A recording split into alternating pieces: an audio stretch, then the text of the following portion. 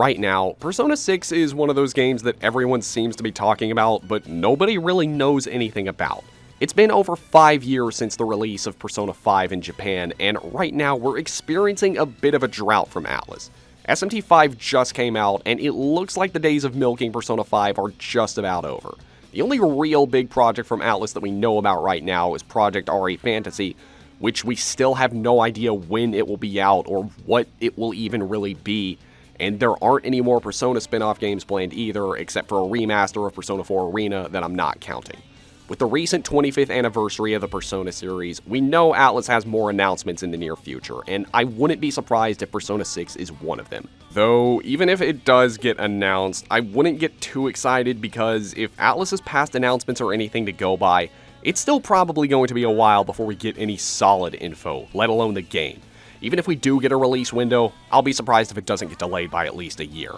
But that being said, it's never too early to speculate and throw our ideas and opinions out there.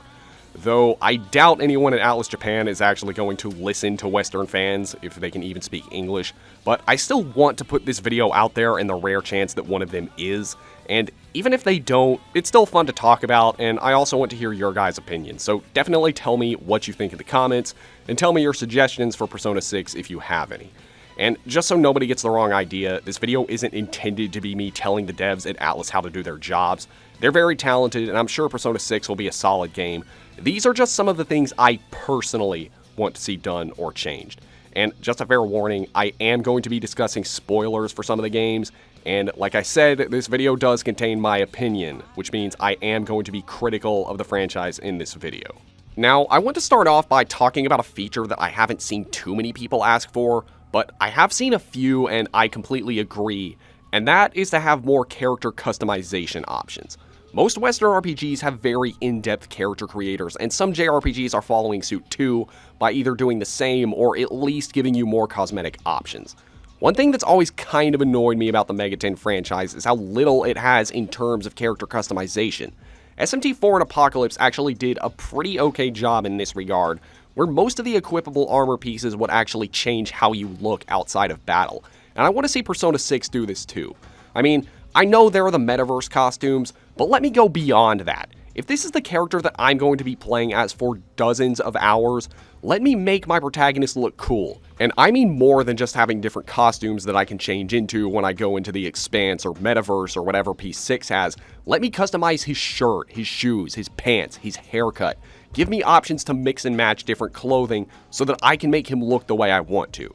Now, this next thing pretty much speaks for itself, and that is to have better fan service. And when I say that, I don't mean this kind of fan service, I mean this kind of fan service.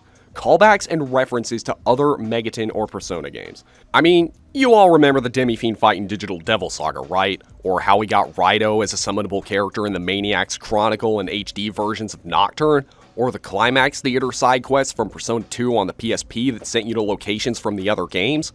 I mean, yeah, we have the occasional references to earlier Persona games and the overpriced DLC stuff, but I want to see stuff like bonus bosses from other Megaten games, or even characters as personas.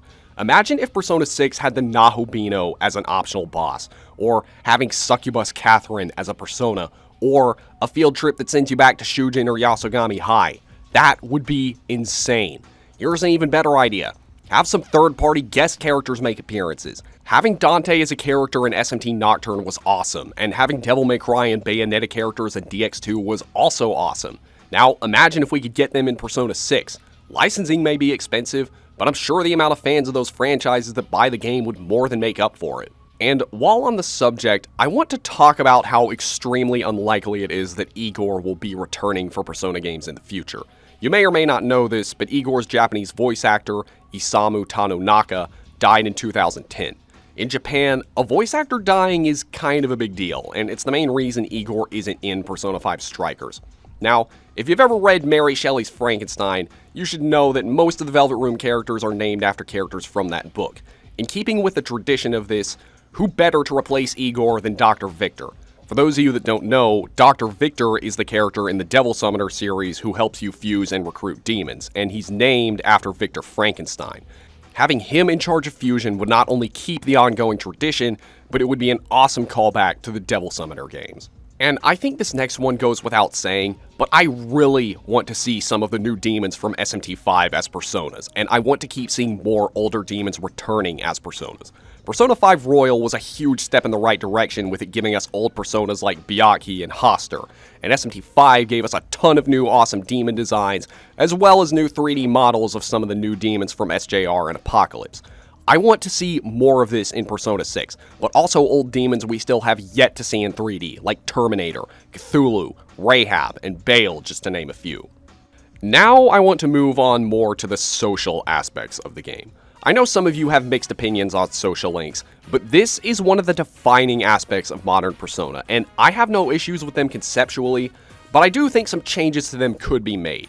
As most of you probably know, in Persona games, once you max out a social link with someone, there's really no reason to hang out with them again. You can, but it doesn't do anything. I get that that's just how the game is designed, but it doesn't realistically make a lot of sense because it's not like you just get really close to someone and then never speak to them again. You keep talking to them.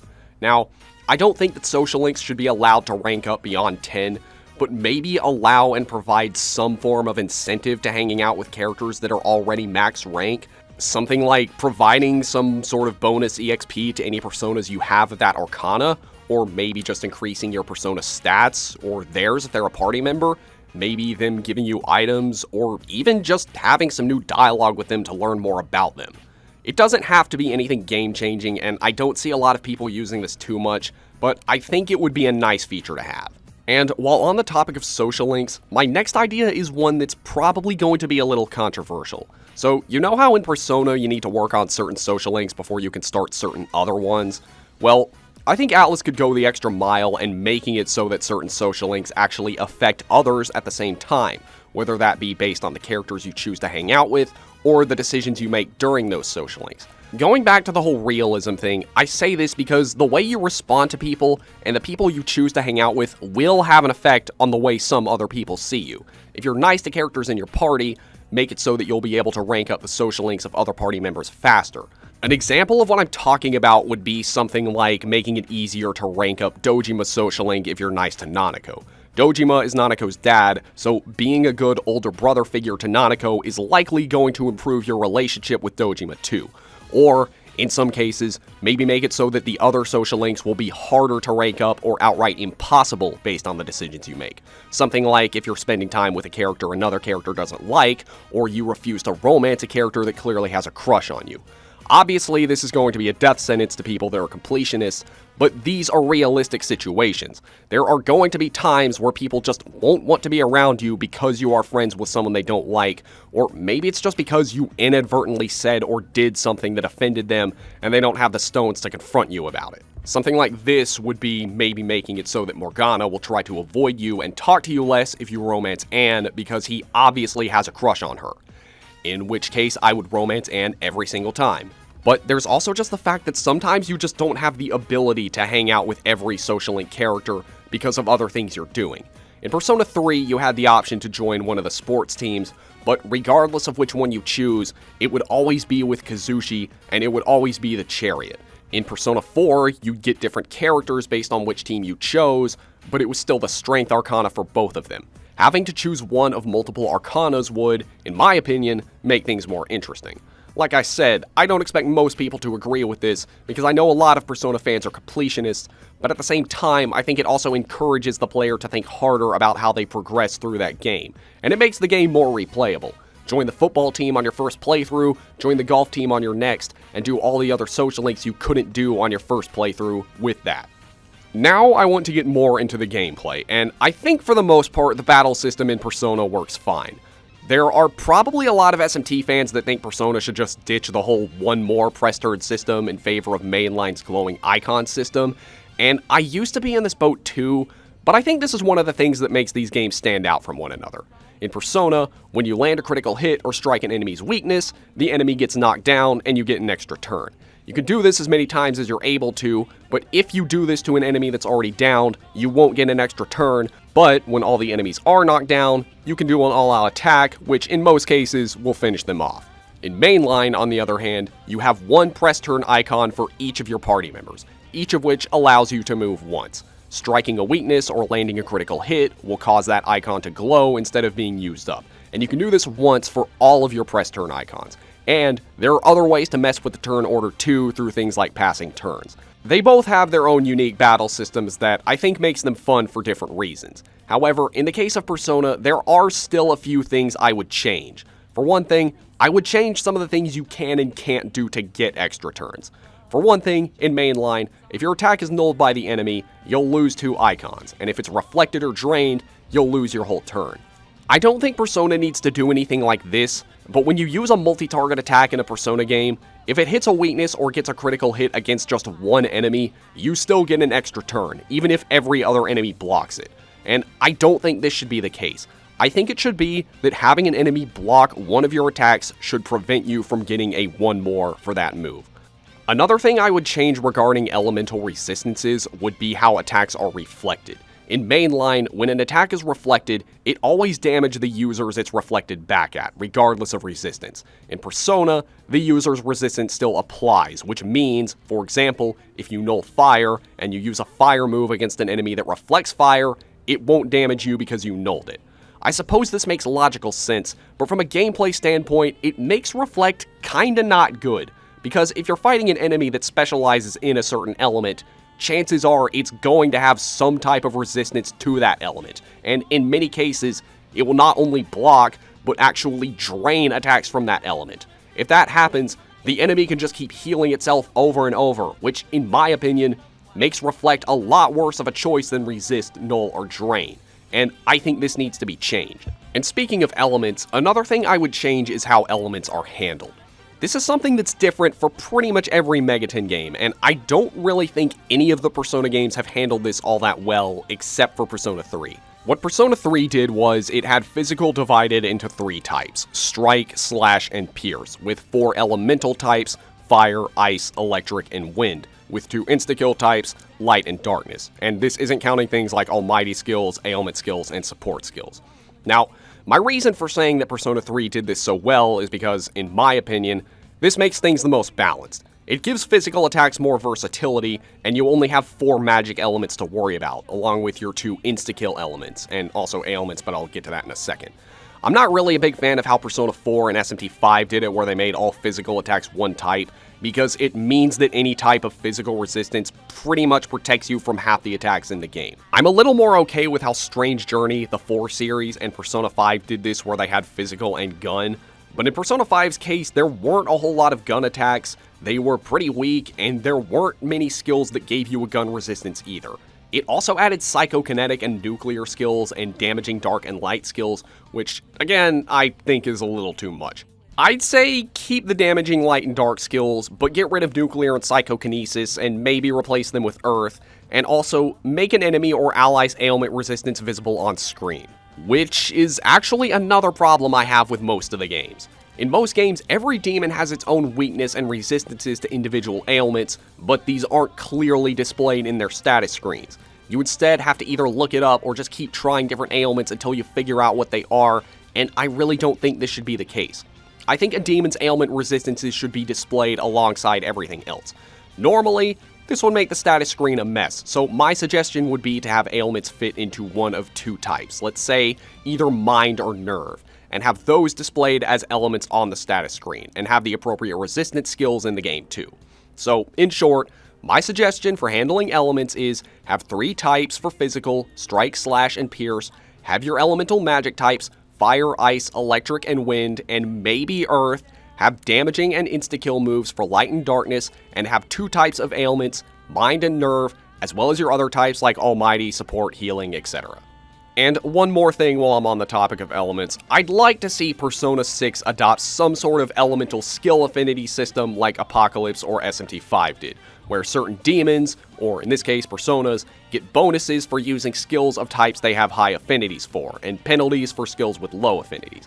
I really love this feature because it adds a whole new layer of strategy to the game, and it actually makes a lot of sense. Like, obviously for a demon like Jack Frost, it makes sense that his ice moves would work better than his fire moves, but before Apocalypse, this wasn't really the case. You could have a Jack Frost with an array of fire moves, and it wouldn't be any different than one with ice moves. Persona already has fusion inheritance types, which gives you limitations on what skills Personas can learn in fusion, but this doesn't apply to skill cards. I don't think Persona 6 needs to copy what mainline does, but maybe make it so that a Persona's inheritance type gives it bonuses or penalties for certain elements, or something along that line. And going back to the subject of combat, one of the biggest issues I've had with the newer Persona games is how useless your allies seem to be compared to your protagonist. They're not completely useless, but in pretty much every run of Persona 3, 4, and 5, my protagonist is doing 90% of the work. My solution to this would be to completely overhaul how the wildcard works and how allies use personas. I think your party members should be able to use multiple personas. Now, I don't think that they should get rid of the wildcard or that everyone should get it. I think they should do something in between. For those of you that don't remember or haven't played the first two games, in them, all allies could use multiple personas, but how well they could use them depended on their compatibility.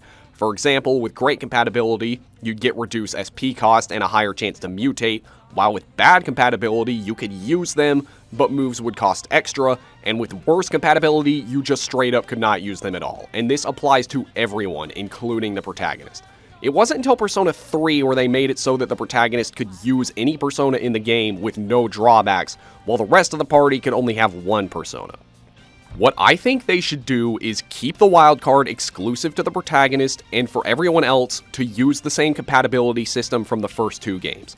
The way the new wildcard would work is that the protagonist is able to use any persona in the game, but by default he has bad compatibility with every arcana until he starts those social links. Then, make it so that starting the social link automatically gets him up to normal compatibility, and then it upgrades to good at rank 5 and then great at rank 10, or something like that. Next, I want to talk about existing features from previous games that, for whatever reason, weren't in Persona 5 that I want to see return. And the first one is a no-brainer that people have been asking for a long time: the option to play as a female protagonist. Not counting S&T if, Persona 2 Eternal Punishment, and I suppose the answer in FES. The only game that has ever given you the option to play as a female protagonist in the entire Persona series is Persona 3 Portable. And this was an awesome feature that added so much more content to the game. You had different social links, story cutscenes were different, new Easter eggs, new music. I mean, it was almost like playing a different game entirely. Now, if Persona 6 does this, I don't expect it to be as in-depth as it was in Portable. I mean, Portable was a re-release by different developers, and if it's too much pressure on the devs to include on launch day, I'd be okay with this being released as post-launch DLC later, although knowing Atlus, it'd probably be just another excuse to re-release the game.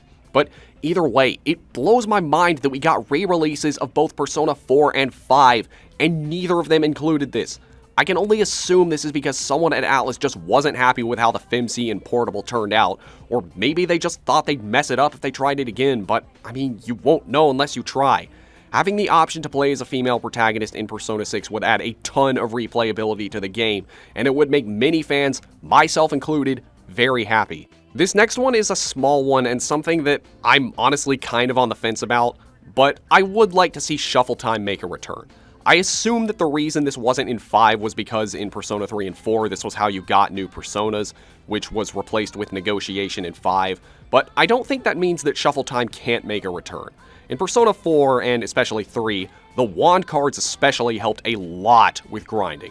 While the whole idea of sweet bonuses and the mini cards you could get from those bonuses kind of broke Persona 4 Golden, I can definitely see Shuffle Time working for Persona 6 if they kept it similar to the way it worked in Persona 3, but without the ability to get new personas, and with the added option to skip it in case you're really in a hurry. Now, before I wrap things up, I want to talk about things that I don't want to see in Persona 6. Now, I'm not going to be talking about what I would do or want to see for the story, but as far as the setting is concerned, and this is something I don't really think I have to worry about, but I really don't want to see another Persona game set in Tokyo. Don't get me wrong, Tokyo is a cool city and it was great for Persona 5, but as a Megami Tensei fan, the vast majority of these games already take place in Tokyo, and I just want to see something different for Persona 6. If they want to make Persona 6 take place in a real city, there are a lot of other cities in Japan that are far away from Tokyo that would be great, like Fukuoka, Sapporo, Osaka, and Sendai, just to name a few. And This is also where some people are probably going to be thinking, what about a setting outside of Japan? Which is something I would also be totally for, but knowing Atlus, I doubt they're going to go out of their way to do something like that. Persona has and always will be a game made primarily for Japanese audiences, though if they want to go back to making Persona set in fictional cities with 6, I can definitely see them using some foreign cities as inspirations. Having a city in Japan inspired by an American city like New York I think would be awesome, or Paris for a European-inspired setting. If they wanted to go back to a rural setting, there are a lot of towns in rural America that I think would be great, and like I said, I don't know what the writers have planned for the story, but if they were to make the game set in some sort of run-down, low-income, slum-like area, something like the now-demolished Kowloon walled city in China, I think would be really cool. Or if they were to go the opposite route and set it in some kind of near-future utopian setting, something like Dubai or Silicon Valley would also work for that. And in regards to something that is also kind of related to story, but affects gameplay as well, please don't introduce characters close to the end of the game. One of the biggest criticisms many people, myself included, have of Persona 5 is about how Haru was handled. By the time she joins your party, the game is already 3/4 of the way done, and I felt like I just wasn't with her long enough to enjoy her the way the game wanted me to. This is also somewhat true of Kasumi and Royal, where you have her being hyped up in all the trailers and everything, but you don't actually get to use her as a party member until the very last dungeon. Granted, Royal did do a better job of making her relevant before she joined the party, but I still would have liked to have her as a party member a little earlier. This is probably because Persona 4 and 5 feel the need to introduce one new character either before or after every dungeon, but I don't really see why this needs to be the case. I'd much rather characters get introduced early on so that I have more time to actually use them and get to know them, rather than follow this unnecessary trend of introducing them one at a time for each dungeon. That also goes for introducing a character and then killing him or her off shortly after. And the person I'm looking at is Shinjiro. He made occasional appearances before being a party member, but he was killed off almost immediately after, which sucked. I'd say the same about Akechi too, but at least he got more screen time in Royal, so I'm a little more okay with that. I completely understand killing off characters for story reasons, but if you're gonna do that, at least let me enjoy them for more than a few hours. Let his or her death actually mean something. This next one may sound a little petty, but I really do not want to see an annoying talking cartoon animal mascot for Persona 6 that's constantly shoved in the player's face.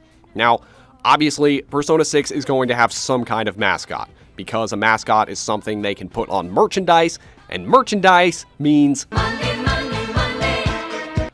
But this doesn't mean that the mascot has to be annoying like they were in the last two games. One of the reasons I hate Morgana so much, on top of him being annoying, is that the game gives him way too much attention. He feels this need to follow you around everywhere and comment on everything you're doing and tell you what to do as if you don't know how to play the game. The same is true to a lesser extent with Teddy, where he too is annoying, but at least he's not shoved in your face as much as Morgana is. So, has Persona ever done mascots right before?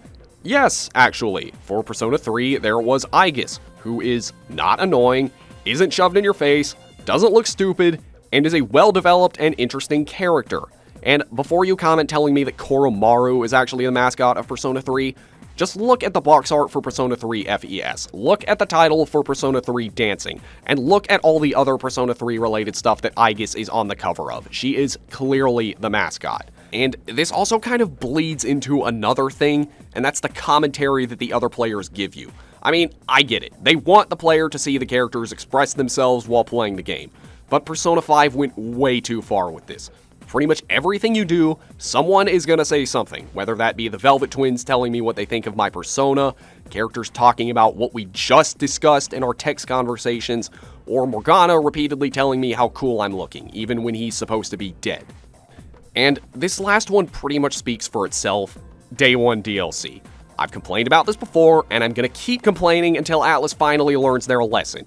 Pretty much every Atlus game in the last decade has come with mountains of crappy Day 1 DLC that, when combined with the price of the base game, usually adds up to well over $100.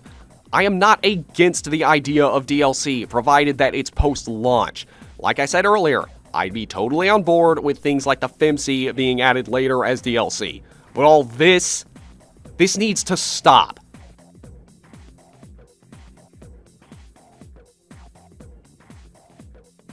And that is going to be it for this video. I hope y'all enjoyed, and be sure to rate, comment, and subscribe if you haven't already. I'm not expecting everyone to agree with what I said in this video, and I'm sure many of you have ideas of your own, so if you do, please tell me what you're thinking in the comments. And also, if you want to give me a little financial support, consider leaving a Ko-Fi donation.